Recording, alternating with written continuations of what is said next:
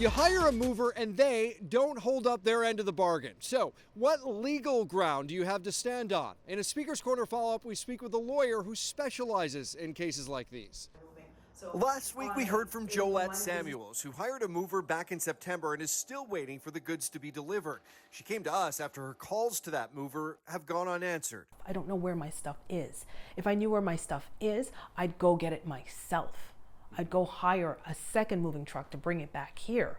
Her story caught the eye of attorney Rocco Scacco. And I've spoken to Ms. Samuels, and we hope to investigate that. Scacco is a civil litigation attorney who specializes in suspected fraud cases. This story is unusual. I haven't seen one like this where a moving company has taken your stuff, refuses to deliver it, and won't tell you why they refuse. But lately, he's been seeing more and more clients with other complaints involving different moving companies. I've seen a lot of it start up again. There was a chilling effect back in 2022 when the Toronto police shut down a major moving scam company. City News was there as police raided an East End Toronto warehouse in 2022 where police say the movers were holding cargo they picked up from homes, demanding more money to release it. So they'll give you a rock bottom price, and when they pick up your stuff, they'll hold it and they'll charge you whatever amount. I've seen increases from 100% to 1,000%. Shortly after those arrests made headlines, I saw the complaints go to almost zero. Today,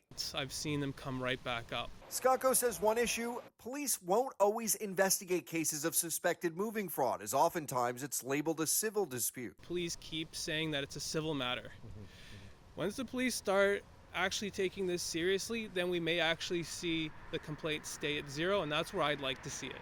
If police won't take your case, file a complaint with Ontario Consumer Protection. You can also sue. There are consumer laws to back you up. The first major rule is the 10% rule. It means that a company can't charge you more than 10% of a quote. And in every moving scam case, there's an increase way beyond 10% of the quote. Get a lawyer involved as soon as possible, or a paralegal. And if that's too costly? There is a legal clinic based out of Osgoode Hall Law School that's hosted by Pro Bono Students Canada. It's called the Consumer Protection Legal Clinic, and they provide free legal advice to people who are having a moving issue. As always, if you have an issue, story, or question you'd like us to look into, reach out by visiting the Speaker's Corner tab on the City News website. Pat Taney, City News.